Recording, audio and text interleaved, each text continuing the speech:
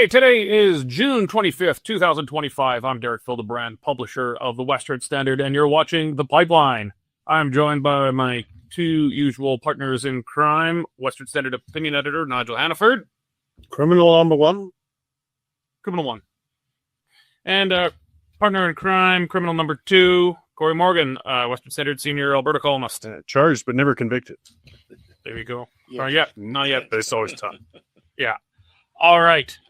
Well, we're going to be talking about a commitment made just today by Canadian Prime Minister Mark Carney that Canada is signing on to the new NATO spending commitment of 5% of GDP. That would be a roughly threefold increase in Canadian military spending. 5% is not a particularly heavily armed country, but it's a hell of a lot more than we have, and is probably a fairly reasonable peacetime amount to be at.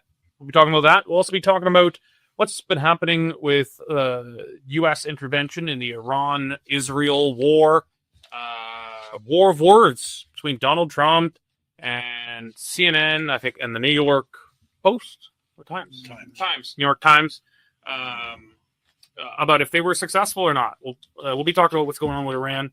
Alberta Premier Danielle Smith has launched her Alberta Next panel, which will be touring Alberta, coming up with listening to Albertans about what they want to do going next forward, and putting forward potentially a whole series of referendum questions around Alberta sovereignty-related issues. That comes right on the heels of fresh by-elections in Alberta. Alberta NDP leader Naheed Nenshi was, as expected, he won Rachel Notley's old seat, the safest NDP seat in Alberta. He won it by a thumping 80% supermajority, so he'll finally be in the legislature. There was another by-election, another safe NDP seat in Edmonton. No surprises there. But there was a lot more interest in a by-election in Olds Disbury Three Hills in central Alberta. That's a constituency where the upstart Republican Party of Alberta ran its leader and kind of through the kitchen sink and try to make an impact. If not win, at least make an impact. The Conservative vote there fell. It was still a solid one, around 65, 62? 61, I think. 61? I could be up. Yeah. A win's a win, and that's still a big win. But it's down from the roughly 75% that it was in the general election. Pretty much all of that vote went to the Republicans, who are running on an explicitly independence ticket there. And there's, and the Republicans ran third place behind the NDP, just behind the NDP. But, I think going into this, I had no expectations they could win it. Danielle Smith is very popular right now, particularly with Conservatives and in rural Alberta. This is not like when, Ed Stelmach is sitting around and there's a lot of discontent. There's not a lot of discontent for Smith, especially coming from the sovereigntist and nationalist right in Alberta. The Republicans, I put it this way, a contextual win for them would have been to come in second place, to break into the 20s and beat out the NDP for second. I think they would have been able to claim a contextual victory in that. This is a wildly safe UCP seat. And there's I think different ways we could parse this, but we'll talk to the reaction about it first. The legacy media has almost universally said this is a repudiation of the independence movement in rural Alberta, and some history for this seat. This Olds Disbury Three Hills in 1982. A different configuration of that same riding elected Gordon Kessler of the Western Canada Concept Party, a Alberta nationalist who supported independence, in a by-election. Held it for a few months until there was a general election. But, it's a storied constituency for this. So if there was going to be a place for an independence candidate to break through, that was it. Legacy media have panned this and said, this is people rejecting independence. You could read it that way. I saw it differently in my column. I said that I see this as Danielle Smith relatively successfully keeping the independence movement within the UCP tent. Now, the UCP candidate there does not appear to be a nationalist. She appears to probably a federalist. I'll put it to you first, Cory. Do you see this? Is a glass half full, glass half empty? There's different fair ways to come at this, I suppose. The actual candidate supporting independence lost, came in I think a semi-respectable third for a third party. 18% is not bad for a third party candidate. But I didn't see it as a repudiation of independence necessarily. No, it definitely wasn't a repudiation of independence. I'm still more on the glass half empty notion of this one, though. As you said, as you kind of framed it, this was, in my view, the perfect storm for an independence candidate. You had the spike in support for independence from the recent election. It's been polling high across the province. By-elections are an opportunity for malcontents to safely vote for a different party because you don't have to worry about flipping over the party in power or anything like that. Mm-hmm. I mean, a disaster would have been a 9, or single-digit support number for this party. But I think if they were running exclusively on the independence thing, perhaps that's part of where they went wrong. They should have scored higher. I mean, polling is showing much higher for independence support, but they spent a lot of time too, and that's what some people were getting a feeling that, well, maybe there's a bit of a personal vendetta against the UCP and Danielle Smith in this. They should have focused more on the independents because that's what they were standing for, and less time sniping at the UCP, and maybe they could have cornered that market and cornered that as a vote to make a statement, and they didn't do that. And so I think they kind of grabbed the default of hardcore independent supporters, but now, as you said, it's provided an opportunity to be framed and saying there isn't much support for it. I mean, if you couldn't break 18% support in the strongest constituency in the whole province, and they got 0.7% support in Strathcona, which nobody expected much. But how are you going to do across the province? And it doesn't bode well. And I don't think it is representative of the independent support, but it's given opponents to independence some good ammunition now to claim there isn't support there, and it's unfortunate. Another reason I'd chalk up for the result the Republicans got here, Nigel, I think, is the vote splitting PTSD that Alberta Conservatives have. The 2015 win of the NDP is just mentally scarred Conservatives in Alberta. And some of that was good. It jolted Conservatives to get their act together, come together. But some of it's not very rational. A constituency like that, you could run 4 Conservatives in, and the NDP are still not going to win. You could run, there's just a 0% chance. But I don't think the average voter has I don't mean to sound elitist here, but I don't think the average voter has a particularly nuanced view of the electoral system. Yeah, okay, if you did have multiple Conservatives running in, say, downtown Calgary, yeah, you're probably going to elect the NDP. If you did it in suburban Calgary, you might elect the NDP. If you did in Old Visbury, Three Hills, there's just a 0% chance. You could safely vote for the most radical, right-wing, independent supporting candidate you want to your heart's content, and the NDP will never win. But I don't think the average voter gets that. And I don't think the Republican campaign there just appreciated how ingrained that is now in the Conservative psyche in Alberta. Well, the other aspect of all of that is the very name Republican is not really a winner in Canada, and not really a winner in Alberta, even though we think differently to the rest of Canada. Calling yourself the Alberta Republicans is just, I think that would have put some people off. So, there was no relationship between the Alberta Republicans and the Republican Party in the United States. Well, it'd be illegal if yeah, exactly. So, but that said, it sort of sounds like it, and you just made the point yourself, Derek, that a lot of people aren't deep thinkers on this stuff. Oh, is it Trump running here?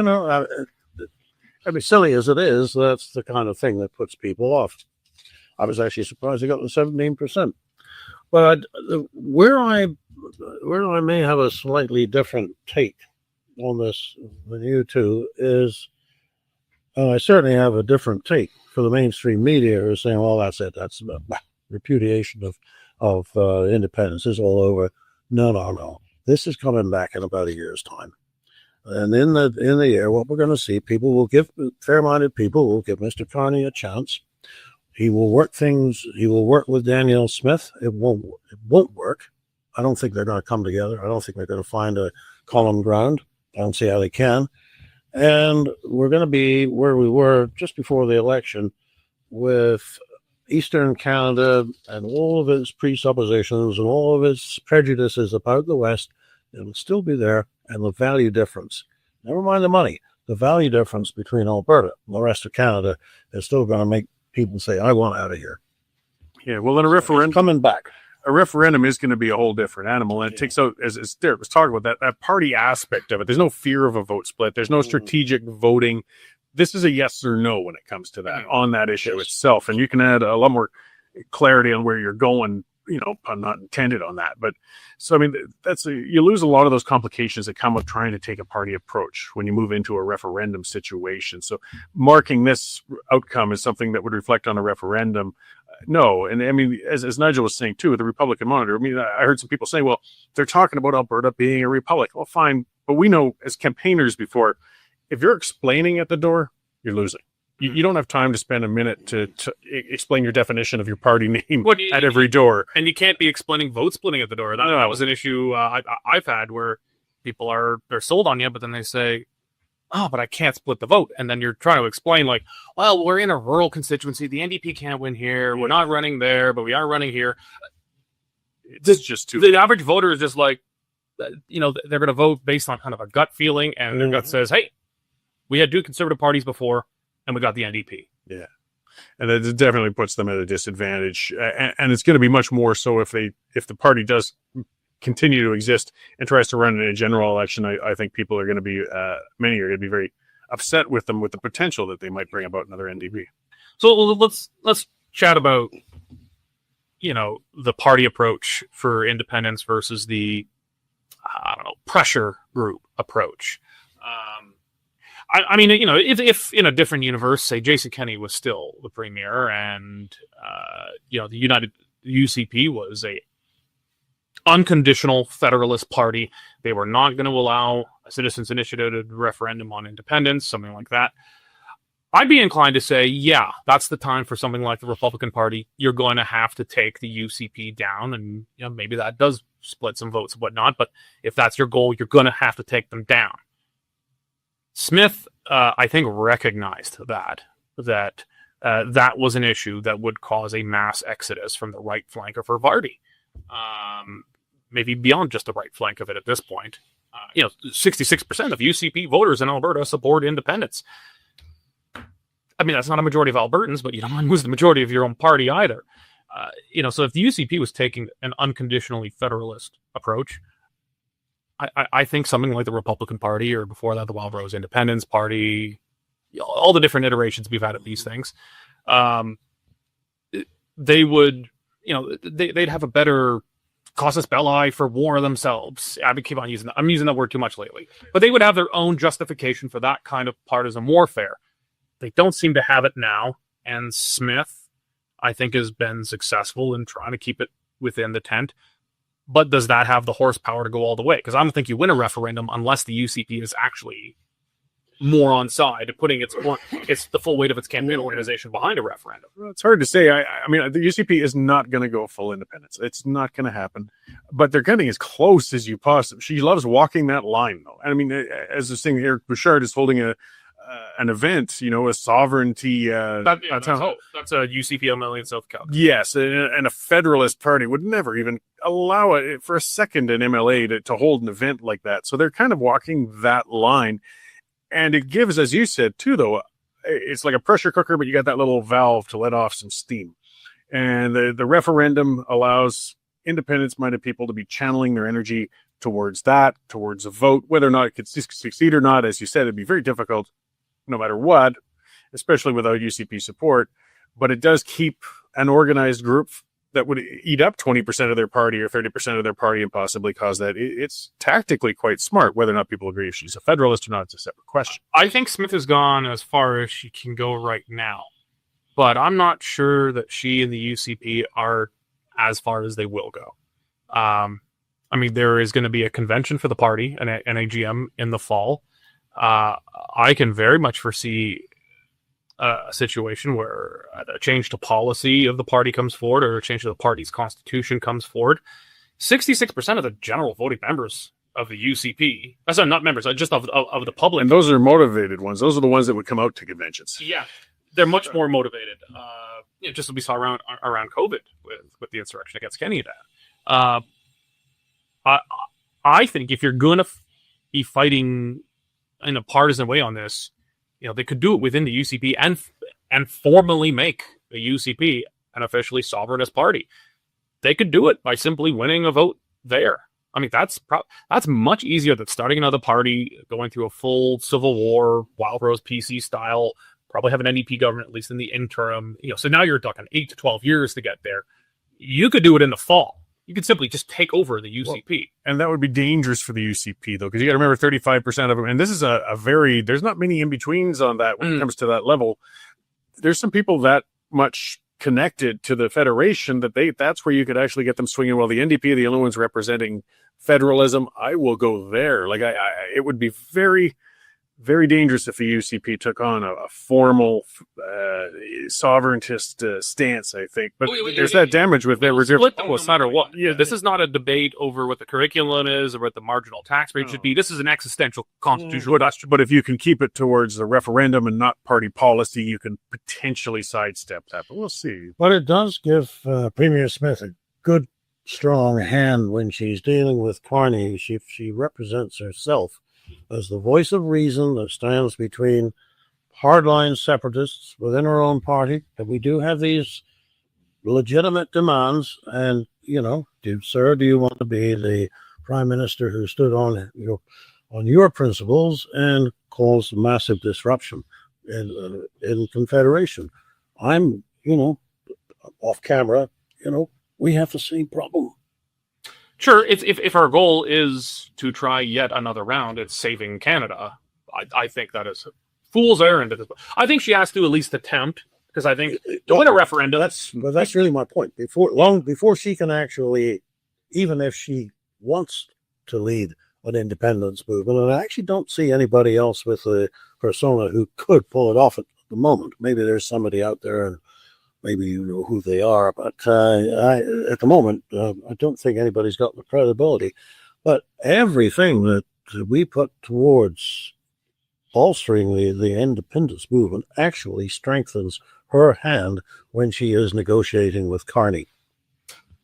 Sure, yeah. But I don't think a referendum will actually win in the end unless you've got Smith and the full campaign machinery of the UCP behind it. Because the NDP's full machinery is going to be on the stay side. The Federal Conservative Party is going to put as much of its machinery as it can into the stay side, because what's not going to be good for the Conservative Party of Canada? Losing Alberta seats and voters. Oh, yeah. They're gonna have to be on the no side here. So there's going to be massive campaign organization, funding, human resources on the Federalist side. The Independent side, as it's got the Republican Party. To strengthen Smith, during Carney, it only has to be a strong response. It doesn't have to be a majority response. If she's got 45% of Albertans voting in a referendum for independence, Carney's got to listen to that. Yeah, but I'm just not interested in threatening. I'm interested in action. Like, we've threatened and we've threatened. We've tried Reform Party. We've tried Social Credit. We've tried Wild Rose. None of it will ever work. Then, if Carney doesn't budge. But you're only going to get one vote. You're not going to get two votes. You're going to get one. That's what's interesting, though. This year we're having that discussion for real because there's going to be a vote coming. And there's a lot of variables, as you said. I mean, where's the party going to sit? How's the organizations on either side going to get together? This is unique. I got to admit, as a political weenie, I'm just pumped. I know the outcome I want, but it's also the process I'm looking forward to. As an Albertan, I want to see it gone. Just as a political watcher, I'm just looking forward to the intrigue and the tactics we're going to be observing this next year. Okay. Well, we'll move it into the next, the logical progression of this conversation. So the day after the by-elections, yesterday, Premier Smith announced the appointments of this Alberta Next panel. Fairly broad. It's not all just the people you'd expect. It's It's got people a bit more on the nationalist side. It's got some pretty well-known hardline federalists. It's got some expert opinion. It's got some former politicians and whatnot. It's pretty rounded, but it's going to travel around, chaired by Smith herself. This is not like Kenny's Fair Deal panel where he just says, okay, go off and write rumor report that I can ignore. She's sharing this herself. So she's going to have to wear this. She's going to be expected, I think, Cory. Why don't you elaborate on what she's doing here? Well, I'm glad you mentioned the Fair Deal panel, though, because that's one of the concerns, is it smacks a bit of that. Fair Deal part 2, and that thing was something that Kenny did, speaking of taking pressure off from the regionalist and independent side. Okay, well, let's just hold a bunch of hearings, let everybody vent, and then we'll just kick the can down the road and not do anything about it. And that's part of, I think, what built the people who crossed the line and said, well, that's it. We got to go all out because we can't. So that's some of the first thing with this Alberta Next that the Smith and her panel are going to have to deal with, are the people saying, again, like a lot of these things we've discussed already. How long is it going to be before you actually do something? But it is an interesting panel. She's got, like Trevor Toome on it. He's certainly not a hardcore independence type. He's not going to be towing an independence line. No, and he's been critical of the Alberta pension plan, for example. But I think he gave actually a very good balanced interpretation of it. So, I mean, we're going to see some good discussion, good policy, something that's different. Yeah, she's wearing it. She is the chair. It's going to be Premier Smith sitting at these, listening to it. I guess a lot of the question, though, is are they going to follow through on what they find at these? I just saw today Kathleen Ganley, so we know the opposition's coming. And the UCP has been playing this for a while. They already had like a promotional video on it, on the concept of an Alberta provincial police force. So there's already the promo, and you can see that they know which direction they want this panel to go. Kathleen Ganley with the NDP called it, she put this on X today, absolutely disgusting that they're discussing this. That says a lot too, though. It's so disgusting that Ontario and Quebec have. Yeah, they have their own police force. Apparently they're disgusting too. Yeah. But it shows how this rhetoric is going to go out of this whole thing. It's going to be interesting to watch. And you notice the timing of it. These things are going to be spread out all the way between now and shortly before their AGM. Mm-hmm. I think they're going to have their conclusions. They're talking about putting things on a referendum this time, though. They weren't talking about that with Jason Kenney's Dog and Pony Show. So I think their plan is to come up with a number of items that would probably be coupled with an independence referendum. We'll have a referendum with a number of questions on it. And this will be the tactic they'll use to defuse, or try to use to defuse, attempts at the AGM to bring about more policies. They'll say, well, that's going to be on the referendum question. We don't need to embrace that. That's going to be on the referendum. So I think we're seeing some deep political strategy going on here. Nigel, my concern with having a whole bunch of referendum questions at the same time is, Albertans, I think, share the Canadian compulsion for moderation. And if you give Albertans Canadians or Albertans a choice of 1, 2, and 3, they always choose 2. If you say 1, 2, 3, 4, and 5, they choose 3. It's just kind of a natural instinct. Even if you kind of like 1 or 3 more, it just seems reasonable to choose 2. And so if it's not just independence over here, but you got all these other things, I kind of feel like that's going to come into play, that they say, well, okay, I want independence, but let's be reasonable here, and I'll just check yes to all these things, but then no to here. What do you think? Well, I'm not sure that that's actually really what's going on here. To me, the point's made. Well, we've been through all this before. Yeah, but you can't really expect anybody to rely on discussions that took place in 2020, which is the Fair Deal panel, which under a different premier. So even if you take the thing at face value, Jones has to go out and ask the questions herself and get the answers and make it her own. Yeah, but I'm talking about the referendum portion. Well, we'll get there, but I'm not even sure that that's the idea. Really, what she's doing is getting people engaged. She is making them get up out of their armchairs, go to the meetings, listen, react, and frankly, put some wind in her sails when she goes to deal with the Prime Minister. That's what this is about. I mean, I'm going to play cynical devil's advocate here. What, again? We've all, yeah, I know. That's just still. I never did. Still, yeah. For once. When does this ever stop? We've all been to town hall meetings for political matters and things like that. It's the hyper engaged who show up. Average people tend not to really come to these things. It's going to be, you're going to have hardcore independence supporters, sovereignty supporters show up. You're going to have, organized unions and lefty groups show up. And I think that's about it. Like, if they go to, Airdrie, it's just good. It's not going to be many people actually from Airdrie there. It'll be people from elsewhere who have really strong opinions on different sides. They're going to show, they're going to be talking about RCMP. Well, the Federal Police Union is going to show up. They're going to be there, as well as like people like us who want them gone. I just don't think the average people don't go to these things. They've got better things to do with their lives. That is largely true. However, the very fact that on this panel we've just resurrected a set of discussions that took place 5 years ago shows that those discussions actually had some weight and some impact at the time. And indeed, they led to a vote on the equalization, and then nothing happened, which soured a lot of people on the process. But the actual act of going out generates headlines. Every time she has a meeting, well, what did they talk about today? This is what they said. And so it becomes a live issue, even if it is, you're quite right about the likely participation of who's going to show up. I wouldn't challenge that for a moment. In fact, it would be a daunting prospect for, what is it, Harry and Martha, the Rothkline, for them to go to these kinds of meetings. But it'll be an event, and it'll be an event that'll make headlines for several months. And then it'll go into the public recollection of that this thing happened, and this is where we had.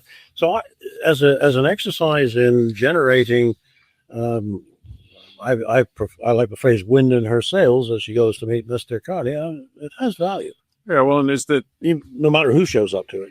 Speaking as the cynical tactician sort, and with what they're doing, and as you said, they're going to be bringing it to the debate and bringing the subject up. If you want it to die, you don't want to hold a bunch of meetings all over the place to keep it in the news scroll.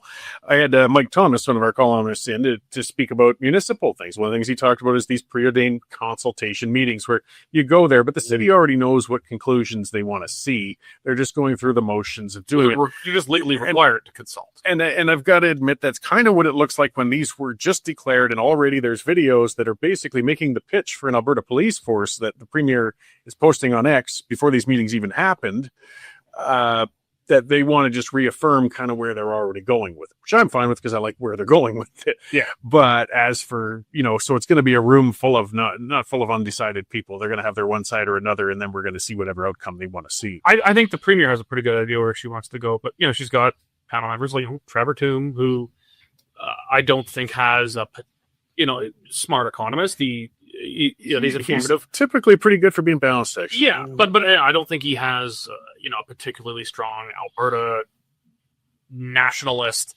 drive. For me, the biggest reasons for an Alberta pension plan, an Alberta police force, these things, is not that we would save money and they'd be better financially, which I believe they would be.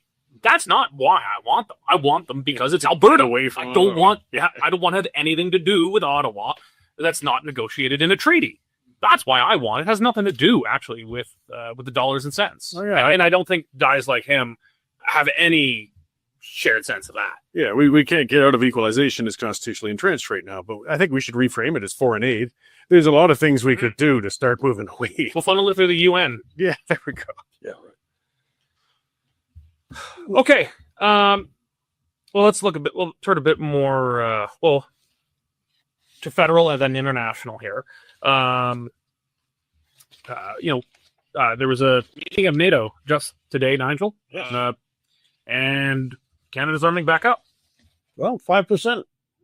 We haven't even done 2% for forever. So that's a tripling of the military. Yeah, that's the thing.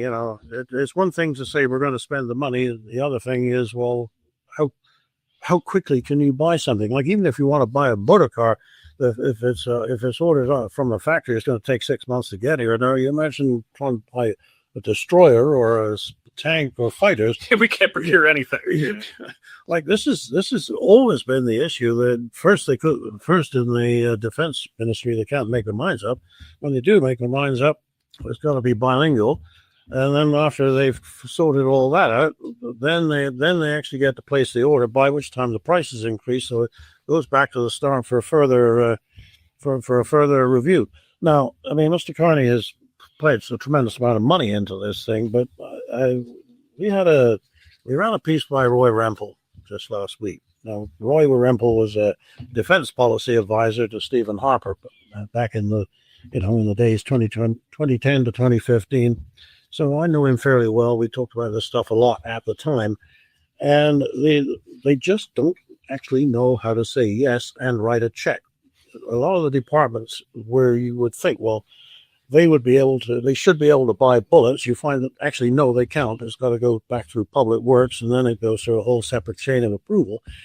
Well, that's one of the causes of delay. But what Roy says about adding all of this money to the budget, it's just going to go in cost overruns. So much of it will just be eaten up by the length of time it takes to actually place an order and take delivery.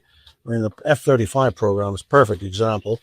If we had bought those fighters... Trying to get a frigates, all of it. Yeah, it's all going to cost more by the time. And this 5%, it probably is not going to produce the effect that Mr. Carney is promising.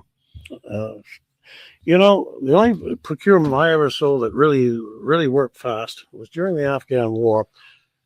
Even with the armed services at war, you still couldn't actually buy equipment, but you could lease it. So they wanted a drone to keep an eye on things. They rented one from Donald Detweiler in Vancouver, shipped it to Afghanistan. The MDA guy went with it, and he would jockey the thing out to the button on the runway, get up out of the chair. The Canadian Armed Forces personnel would occupy the chair, take control of the joystick, fly the mission, bring it back, land it, get up out of the chair. The MDA guy would come in, taxi it into the hangar. That way they maintained the fiction that they were buying a service. Why we should just subcontract up the whole military at this point. I'm only half jokingly saying that. Yes, that's the way they did it. And that if you have to go to that much trouble, even in a war, to get stuff, then you have got a problem with spending money on the military. And it's not the unwillingness. Mr. Carney has clearly demonstrated that. It is simply the way the bureaucracy works. Absolutely ridiculous. Well, there's also, Cory, the issue of manpower. Maybe, they'll get some more recruits with more attractive pay for, soldiers and airmen and sailors here. But morale is beyond cratered. I mean, I've got family members who quit not that long ago from the forces. They joined up to be in the army. Instead, they go to the washroom and there's tampons in the men's room. I mean, it's can you imagine the drill sergeant from Full Metal Jacket walking into the... I think his head would have popped. He would have preferred the bullet he found in the men's room over the tampons. Yeah. He'd rather see the crazy guy with a gun than the tampons. At least he ties the soldiers down. Well, people don't want to join. Like, we've spent over a decade at least denigrating the very existence of Canada, denigrating a real sense of nationalism, not this faux Canadian post-nationalist, anti-American elbows up nationalism. No one joins the military for that. And then the military itself denigrated as an institution and, prizing things like DEI over warfighting capacity. Unless there's a huge cultural change in the forces, I'm not seeing large numbers of young men and women lining up to go through the hell of boot camp and then serve in a fairly Spartan existence in the military for their career. Yeah, well, and so, you've hit on it. There's kind of three problems going on. The big one, though, credit where due with Carney, where nobody else really was willing to do it, though, was the first part was committing to signing a big check. That nobody else had the courage to say even to get to 2%, much less commit now to 5%, and in the short term getting to 2%. So, okay, you did that. But yes, procurement's a god-awful mess. And if they really, they just recently changed out their World War II era sidearms.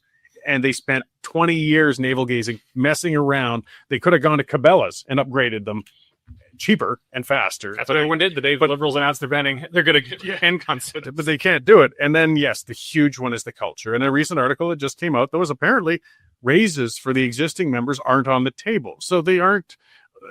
Now, I got a feeling that they probably, that was an oversight pretty stupid, because most people are going to realize, well, for one, if you got this extra money, start paying your personnel a little better.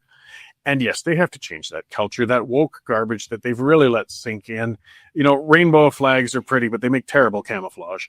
And people join the forces with a vision in mind. They aren't going out to join the trades. We have to admit it. They're young people looking for adventure, for a tough world, for that sort of experience as they're going forward. And they want to serve as well. And they want to feel proud for it. They realize that they're never going to be getting rich through that course, and they're going to put themselves at risk.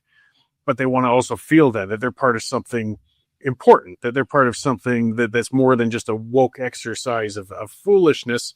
So they've got to take that on. So for a sense of honor. Yes, exactly. It's a martial culture. Carney's done step And we're one. explicitly anti-martial culture. Yeah. So hopefully they've got a plan to get on with those other two steps. As Nigel said, I mean, even we could raise it to 10%. Nothing will change unless they change their processes a bit, because it's a bottomless pit you could throw money into, and it's not going to be effective unless you make those personnel change that culture and turn it into what a military force is supposed to be. Yeah.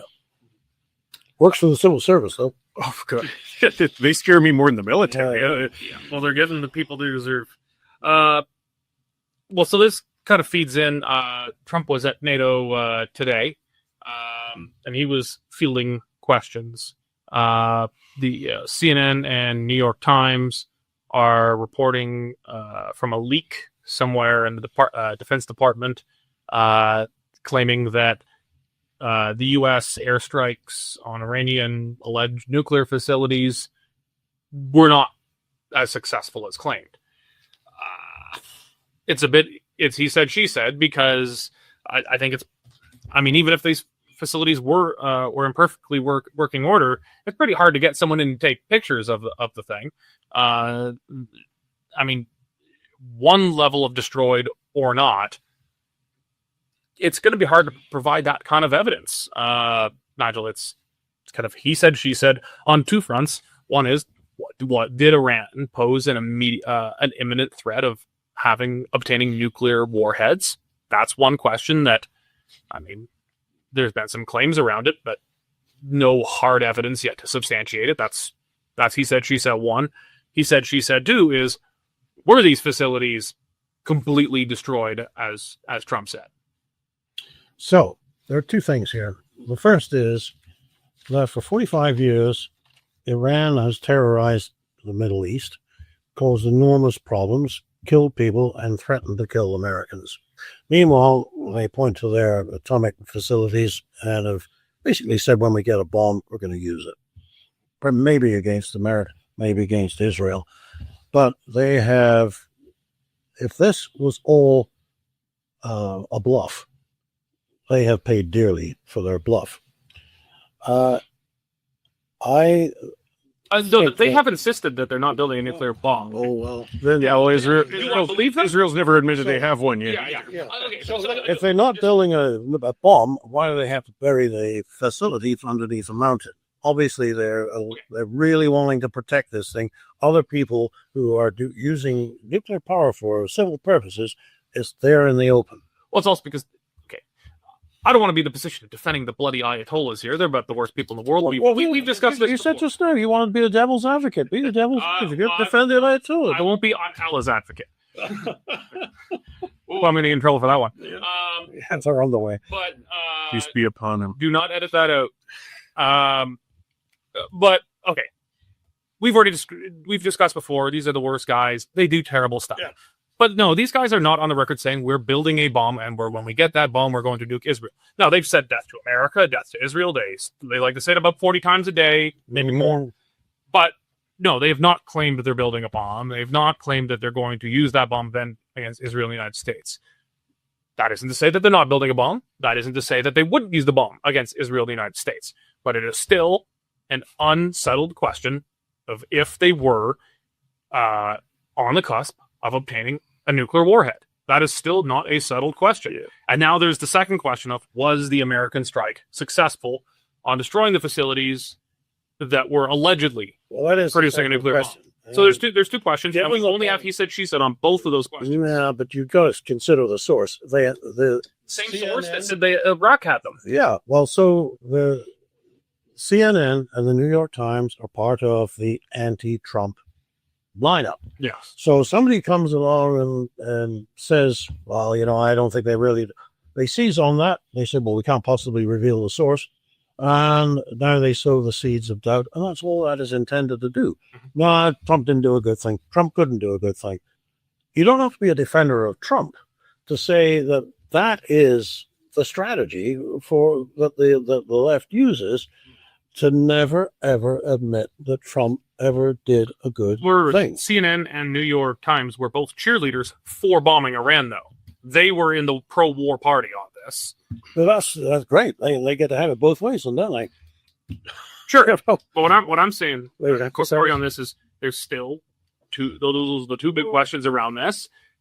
And we still have he said, she said. There's always going to be doubt, but I think it was pretty much a wide open secret that they have been pursuing it. There's no doubt they've been trying. Certainly, the question is how far along they were. Were they scratching the luminescent ends of Timex watches to build up their radioactive material, or had they actually gotten a hold of some uranium plutonium that they're trying to upgrade into a nuclear? I mean, they wanted it, but just wanting it alone isn't a crime in itself. I guess we're always going to be debating that, but they were up to it, sure. But it might have been 30 years away from where they were, or it might have been 2 weeks, as Israel saying. I don't know. Israel has been saying for over 30 years. Yes, they're always 2 weeks away. Now, that doesn't mean at some point that they wouldn't be on the cusp of it. But, I mean, your credibility is a little strained at that. And whether it's successful or not, I mean, they talked about with these bunker buster bombs, the munitions for the United States, and apparently this is exactly what they're designed for. I mean, not just for bunkers in general, but that Iranian one. Well, the Iranians are insane and they're bloodthirsty, but not all of them are stupid. Mm-hmm. So I would think then you're going to drop that thing even deeper into a mountain. And as powerful as the big bad U.S. is, if you get 1,000 feet below rock, it's just going to be difficult with anything less than a nuke to actually shake it loose. So I wouldn't be surprised if the damage was superficial. And that has been one of the fears for a long time, is that it's going to take a tactical nuclear weapon, not a strategic nuke that destroys a city, but a tactical nuke underground. Or do it like a hornet's nest. Find all the entrances, fill them with concrete, and whoever's down there will have a good, entombment. It's another pyramid. Yeah. Okay. Well, before we go to our parting shots, I think we should actually give first parting shot to Donald Trump. His remarks.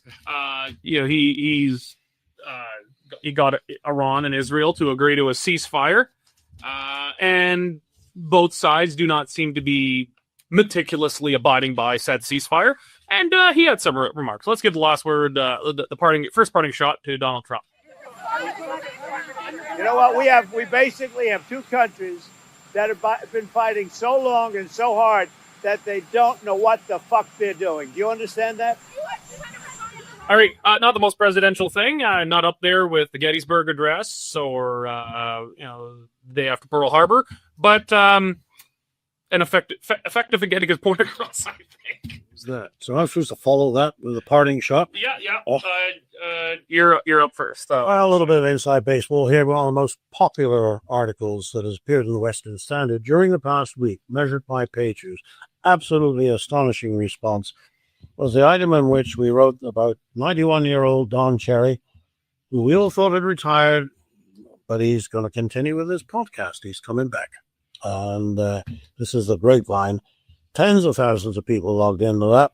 A lot of them left enthusiastic comments.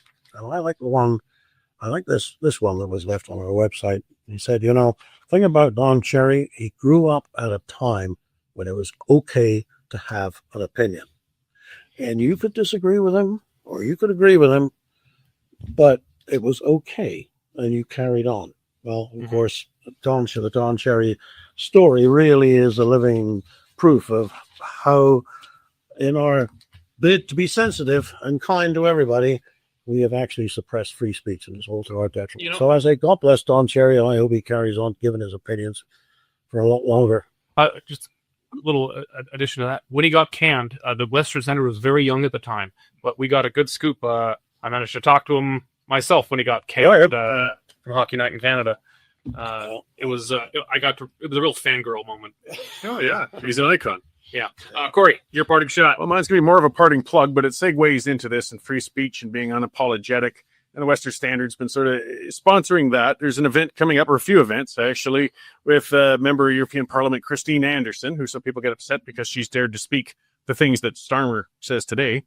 And I'll be speaking at one of those events as well in Calgary. So if people really want to celebrate speech unrestrained, whether some people all agree or is controversial or not, check it out. It's Trinity Productions. And, we'll be talking about whatever the heck we want to talk about for a couple hours.